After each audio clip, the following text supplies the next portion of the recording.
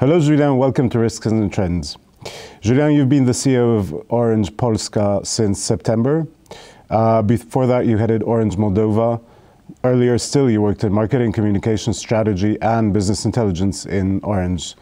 I wanted to ask you, when you arrived in Poland, this was a short breath between the first and the second wave of the pandemic. And I wanted to ask you, is it, from your perspective, is it possible to learn a new country, a business, an organization looking at a computer screen? Good morning. Well, I will say it's not so much a question whether it's possible, because I think, like everyone in any job, we had no choice. And certainly, you know, for a CEO, it's very strange, but I will say for all employees, you know, we have been moved online and home. So I will not consider my case as more difficult. I think we all have our sort of challenge, but on a personal level, to reflect on my situation, it's certainly a big challenge, because I would say as a CEO, besides the skills of running a business, you know, which in the case of Poland is pretty much a big business with a very senior leadership team, one of the value added of the CEO is obviously to be able to go between the line across the organization and help to facilitate between the different departments, which, you know, in my case, it's very difficult to go between the line and across the organization, to go on the field. I will say to get direct feedback from, you know, frontliners, field engineer, that usually, you know, as a CEO, you are able to facilitate some, you know, issues that are inside the company.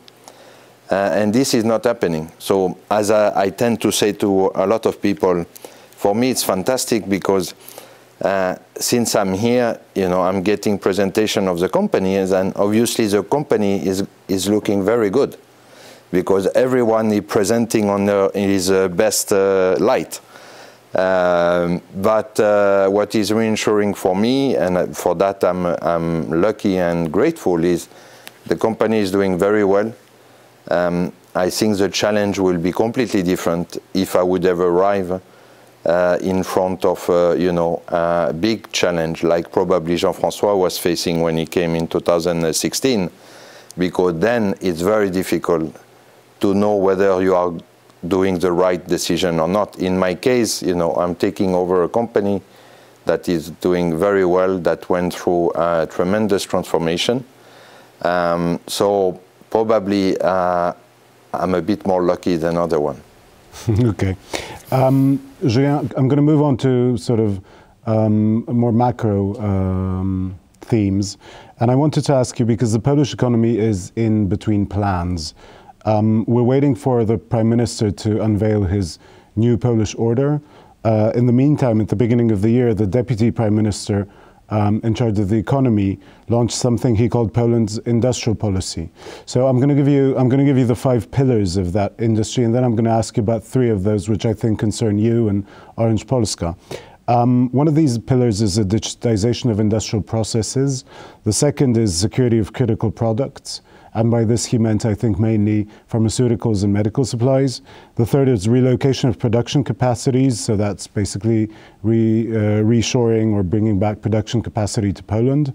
Building on the European Green Deal, and building a new society built on trust, cooperation, and strengthening of social ties. So I propose we're going to, for the sake of our discussion, I'm going to leave out the bits on security of supply and production. And I wanted to ask you about basically digitization, the Green Deal, and this social cohesion. How does Orange write itself into these plans?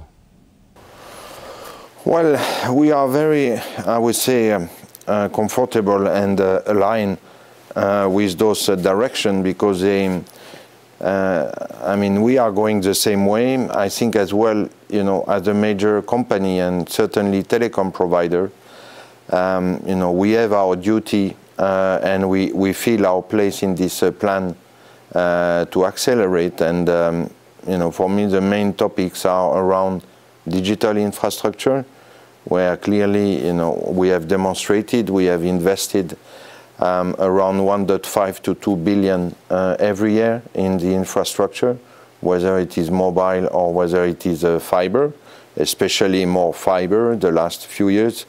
On the green, I think we have a tremendous role to play as first getting things done, but I think as well as leading in some area this green transformation. I think we will come back on this topic later. And I think what is as well very important and close to me is that we have a responsibility regarding you know, inclusion, digital inclusion. I think that will be one of the major topic in the future. This pandemic has revealed that, you know, it is not a question whether if or not to get connected, but everyone has to be connected. And I think this will be a big challenge, that everyone will be connected and everyone will be educated to behave on digital. We see today that there is a lot of question around this topic. Okay, just getting back, I was wondering when you were talking, I was asking myself, as the head of a huge company, telecommunications operator, I was wondering how closely you listen to what the government is saying, and I'm not saying this government or that government, but as I said, these plans keep changing and new ministers come and they have new ideas. How does that impact your business? Is it something that you have like a team of people waiting to hear what the Minister of the Economy is going to say, or is it rather that you're going along the lines that you're going in and you're just hoping that these things will merge at a time and not run sort of in divergent directions? Well, I think, you know, obviously the change and I will say the instability or unpredictability is not a good thing for our business. We are a long-term investor. When you invest fiber, you are not doing that and hoping it will stay like this the next 3 years. You are hoping and aiming for a 20-year stability. So for us, it's obviously very important to have stability when it comes to whether it is financial, taxes and all regulation, and as well kind of a protection of investment and infrastructure. But I would say, you know, we are in Europe. We believe that the framework and the institution are working, could be always better. But I will say it's still a good framework, and I think as well, you know, with Europe there is some clear rules that sometimes are challenged. But I think this is for every business, you know, we have our amount of challenge and we are dealing with it. Okay, perfect. I wanted to ask you about Industry 4.0. I think this is a tag that was very trending, say 5 years ago. Recently I haven't heard those words, Industry 4.0, that often. On the other hand, I'm guessing it's happening. How do you perceive this? Do you think we're in the middle of an industrial revolution, or is this overplayed? And if we are in the middle of an industrial revolution, what role do you think you have to play? How important are you going to be in this process of change? Yeah, I will not try to comment on whether it is a revolution, evolution, and where we stand on this, because I think it depends the industry, the verticals, and you know, the competitiveness on this market to be more or less digital. What is for sure is that the recent event and the state of, you know, with the pandemic and everything, we saw a huge acceleration of things that were present before the pandemic, but the pandemic has made it, you know, an acceleration, and probably we won 3 or 4 years of time of natural adoption. So we move clearly from early adopter to mass adoption of some of the technology. I think what we can say easily is that we are, at least from our area, in front of another acceleration, which is 5G. Obviously, from an infrastructure perspective, while the deployment of fiber has opened a lot of possibility, but if we look from a business perspective, the adoption of fiber is obviously higher than the adoption in the consumer, because to connect a business customer, it's easier than to connect all the household in Poland. So, but now 5G is bringing clearly all this notion of private network, all this notion of massive Internet of Things, so we call it IoT, where every type of machine, sensor is going to be connected. And then you add on top of it all the topic around artificial intelligence and big data.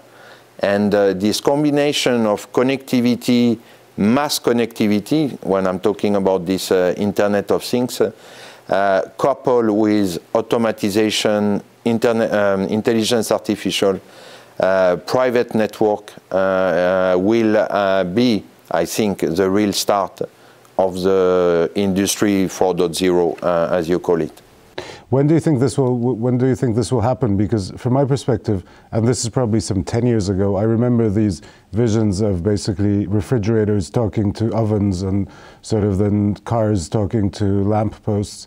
And I think this sort of ridiculed the whole idea. I'm making it sound silly, obviously, but I think this is something that happened. I mean, we were waiting for this moment when everything is going to communicate with everything else, and it sounded basically like the Jetsons, and then it didn't happen. So are we arriving at this point, or is this going to be something completely different, and we sort of overshot with these metaphors and analogies? Yeah, well, for the oven and the fridge, I think it's not a matter of technology. I think it's a matter of whether it is useful or whether it adds any value. When it comes to the business, we see, and Orange across the footprint, and as well we are going to start in Poland, we have already some use case where, and we don't really need 5G per se. It can be done on 4G, those private network that enable a factory to be much more connected and automatized. Because I think, at the end of the day, it's not so much whether they talk to each other, but it's more whether this connectivity make it kind of autonomous. Because when you are talking, we represent ourselves talking to a fridge, the reality machines are talking between themselves. But it's not with a language, it's just with a, 0 and 1. And then you need, and I think what we are seeing now is all those automatization, RPA, robot process automatization, is enabling all industry to be more efficient. And as well, I think, giving more opportunity for human to do things more interesting instead of repeating tasks. Mm-hmm. Like opening the fridge. Listen, I wanted to ask you, do you think orange is the new green? How important a role do you have to play in this revolution, in this climate revolution? I know that theoretically you're not on the front line. On the other hand, I understand you'd like to be, or you believe you need to be on the front line. So what can you actually do for the fight against climate change, for basically lowering emissions? Yeah, to put a bit of perspective, as we are very involved in this topic, setting our strategy for the future. So if we look in Poland, the ICT sector, which is roughly all mobile fixed operator, we are around 1.4% of the carbon emission in the country. It's not, I will say, we are not the major one, but we are not as well the smallest one.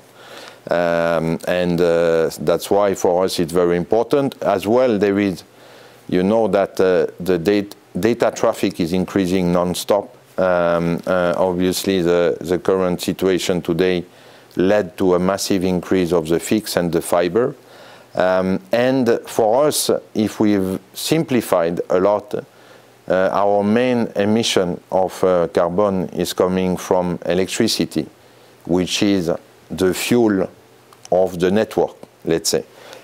We have other things that I will talk about a bit later, but electricity is the main one, and we have to make sure that while the traffic is increasing from the customer demand, and it will continue because, you know, video is getting higher quality, more bandwidth, people are spending more online, and more people go on fiber, which is all driver of more traffic. So we have to make sure that we are more efficient, our network are more intelligent, our network, you know, switch off them when there is no traffic. All of this is we are working on, and that's why we have this objective to be carbon neutral by 2040, which is, you know, some can say it's far away and might just be marketing. The reality is that if I look today, we are already at minus 16% consumption versus 2015, which is where we want and measure us against. So we will be carbon neutral by 2040 versus where we started. Now, so electricity, it's a major one, but obviously we can do something, but not completely. So we can diversify the source of electricity to have more green. That's what we started last year. We bought some package that will cover around 10% of our usage, and we plan to increase this, but we are a bit depending as well of the electricity producer to become more green, and you know the topic in Poland, it's not an easy one when it comes to electricity production. Then if I look at what we are doing, we have what we have inside that we have to take care, which is again mainly electricity. But it is as well what we put on the market. And here I'm looking at a handset. It is a big source of pollution.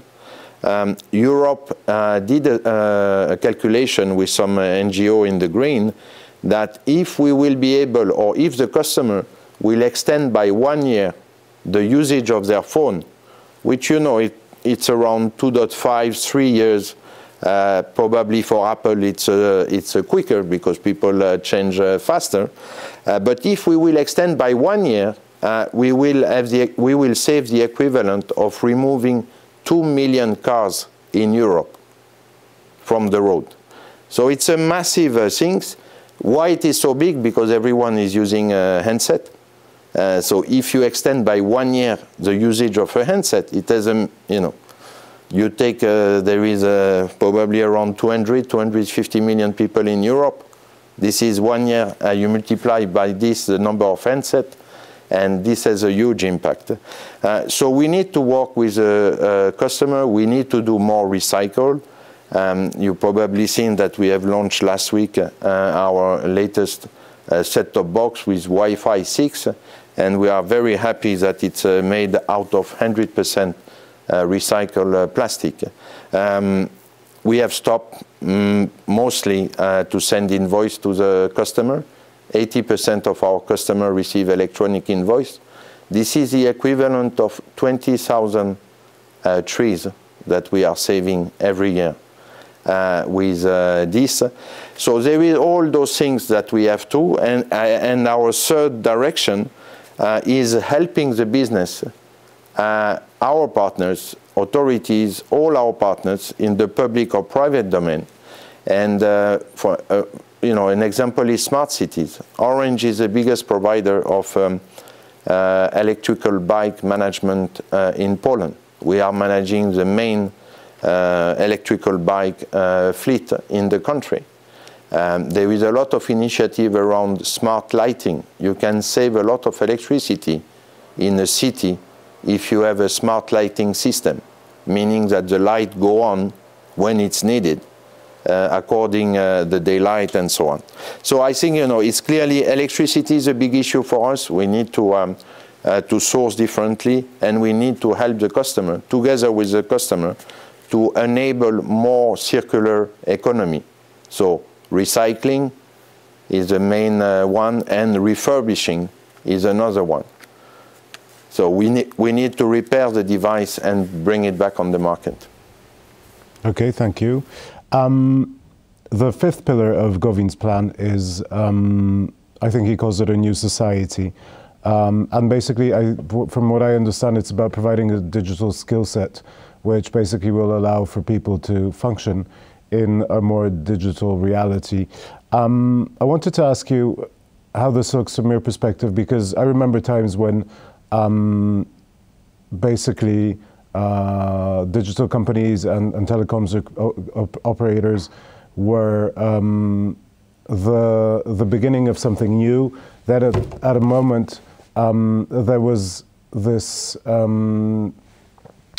We went back a moment, and I think people started saying that maybe screen time is the enemy of, I don't know, family time or friend time, that, you know, young people are sitting in their telephones all the time and not talking to each other, but basically texting or doing whatever young people do these days on their telephones. And you became the boogeyman of the digital economy. Now I think, again, we've moved in a different direction, and GAFA and basically, you know, big tech companies and especially social media powerhouses are in the crosshairs. How do you perceive this? I mean, do you believe that you're becoming a utility, basically? You're becoming like somebody who provides water or electricity who you don't really think about or remember about? Or are you still somewhere up there amongst the good and the bad actors of the digital revolution? Yeah, well, obviously, we are not seeing ourselves as a utility due to the fact that, you know, our portfolio and the way we approach our customer is going beyond connectivity, and there is, especially on B2B, the need of, you know, integration, intelligent solution. As we discussed before, the network are becoming intelligent, they are becoming cloud, they are becoming... So, no, definitely we are not a provider of A to B of digital services, but we are enabling those ecosystems and helping the customer to connect to it. Now, it's true that there is, and this is what we are trying to address with our foundation, that we have a great responsibility to, for me, they are twofold. One, we discussed one, which is about inclusion. No one should be left behind when it comes to connectivity. So we have a role to help together with authorities and NGO to address this issue, whether it is rural, and we are doing that together with authorities. You know, we have those POPC programs that we are addressing fiber in a less, I mean, in a low penetrated area. And we have as well to help the people who have financial difficulties and cannot necessarily access to internet, because there is no doubt that in the future, you know, if there is a big risk that there will be a society with a two-speed, those who have access to fast internet and those who don't have access to fast internet. So we have to make sure that, you know, commercially, but as well with our foundation and CSR strategy, we address those. And then there is a topic of education that, you know, you talk about time screen for the kids, all those discussion that we have, you know, as a parents, that big question around whether it's too much, not enough time in front of the screen. And I think here this is a society issue that Orange is part of the conversation, dialogue with authorities, with different NGO that we are working with, whether it is doctor, psychologist. And I think, you know, to be honest, I think no one has a clear answer on this, and we need to work together with the different partners and deal with it. But we assume our responsibility and we take part of this conversation. I was just wondering, listening to you, how we've started talking about energy poverty recently, and I don't know if this is already part of the conversation, but I'm thinking about what you were saying about digital poverty. I don't know if this is a term that's been coined already, but I think it makes sense maybe for big digital companies to start looking at this, because digital poverty might be another barrier of inclusion in society in the future. But I read your piece on corporate rebels in Rzeczpospolita, and also I was talking to a number of people, and I think everybody is talking about listening, and everybody is talking about a time where we don't have all the answers, and we need to start thinking about scenarios, about variables. We need to start looking at different ways and listening to people who might have different views on where we're going to be in the future. This is something that you also write about, and you talk a lot about hope, listening, cooperation, making sense. Do you believe in what you wrote? Yeah, you know, I think anyone who will look at what I did in the past, I'm trying to live those values. As a CEO, you know, I strongly believe, you know, that the future will be shaped in a way that company has to be more human.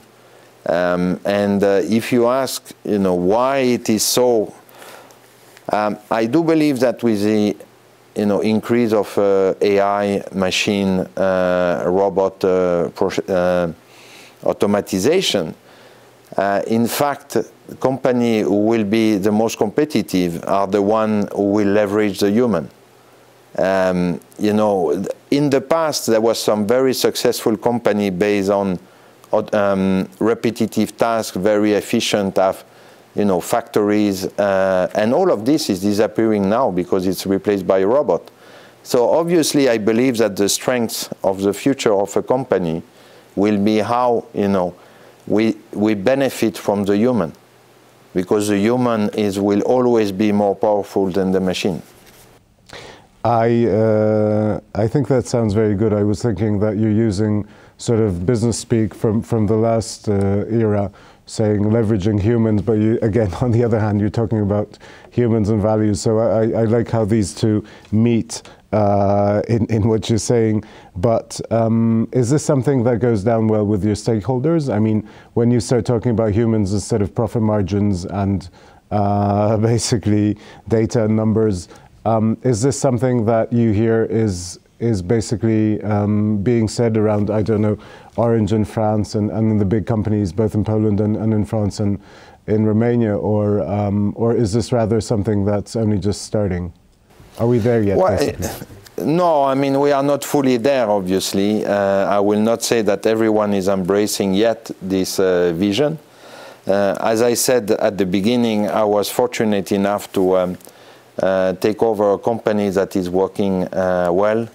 So I think, you know, my goal is to prove that we can continue that way and moving in a bit of a cultural change inside the company. And just to give you an anecdote, we have those roadshow as being a listed company that obviously took place in a virtual way, but we still do those workshops. And I was with one of our main investors, and I was exposing to him exactly this topic. And he told me, I don't remember exactly how he said, but something like, does your boss or does your shareholder agree with this? And I say, well, you know, I'm exposing that. But he said, this is totally aligned with our investment fund value. This is what we are looking at company that raise this ethical view about human and responsibility.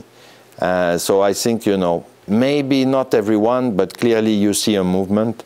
And the reality is that a lot of successful companies are explaining this. So it must be, you know, there must be something there.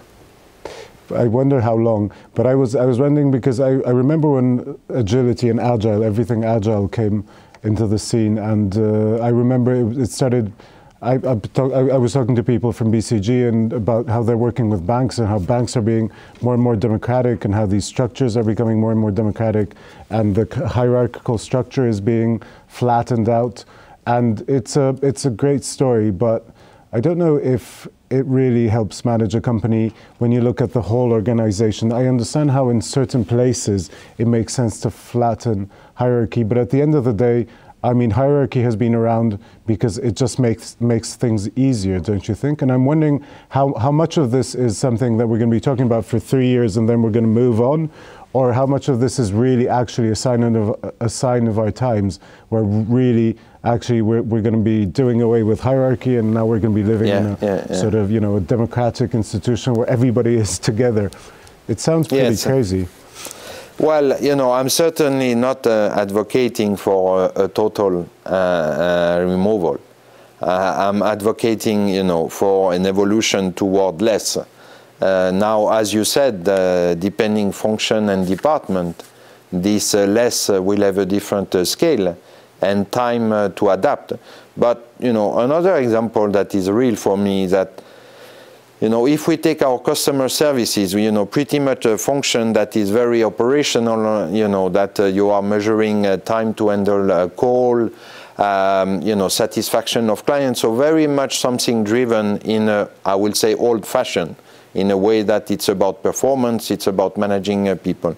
And we used to have big offices with a lot of people, big screen with the performance, trying, you know, to get more satisfied and quicker resolution of the call in order to improve the efficiency of those teams. And the reality is that when we move all online, because all this team now, more than 3,000 people are working from home, and guess what? They have no supervisor. Because you cannot have a manager behind everyone at his home. So this is managed, you know, self-managed, and we are still having, and sometimes even better performance than before. So I think, you know, as well, this pandemic has, I think, increase the odds for this strategy to happen, because a lot of people realize that, you know, we have given up a lot of control during, when you send your people at home, no one is checking what they are doing, and it's still working. Okay, this is gonna be my last try to attack this theory, and then I'm gonna give up. But I'm also wondering how this works in times of change, because I understand that in times, and we had some pretty good times over the last, before the pandemic, up to 2020, and business was basically growing in most in most aspects. And I mean, Orange was growing, even though you were going through difficult times. But basically, we were on the upside. And I understand that this is a revolution that's easier to run in good times. In difficult times, especially when everybody's talking, and especially in retail, everybody's talking about agility and changing everything that we're doing real fast and adapting to a changing reality. Doesn't managing through listening take a lot of time?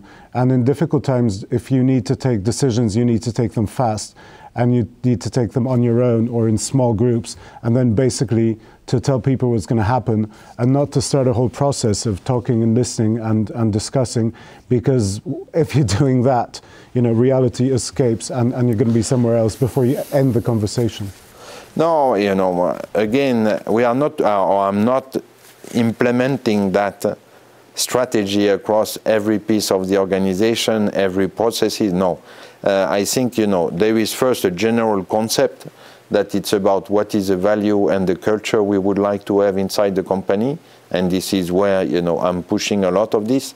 But then when it comes to processes or some key aspect of the company, you know, still my duty and responsibility is to drive and implement a strategy. So, you know, I will assume, you know, I don't think about, when we are talking about less hierarchy, is about, you know, giving up the responsibility. But, you know, I think it's much more about the culture, the way we work together. But when it comes to execution and implementation, we have to be fast. The world is changing. Technology is evolving very fast. So this we have to keep. So it's not black and white. is not that, you know, we want to remove all organization, hierarchy. This is clearly not, but this is moving toward a more human and purpose-driven company. Okay, thank you very much, Julien. I wonder how... Thank you. I hope we're going to have this conversation again. I'm going to ask you if you're still on the same track or if you're starting to look either way. Yes, but thank you please. very much. Thank you very much.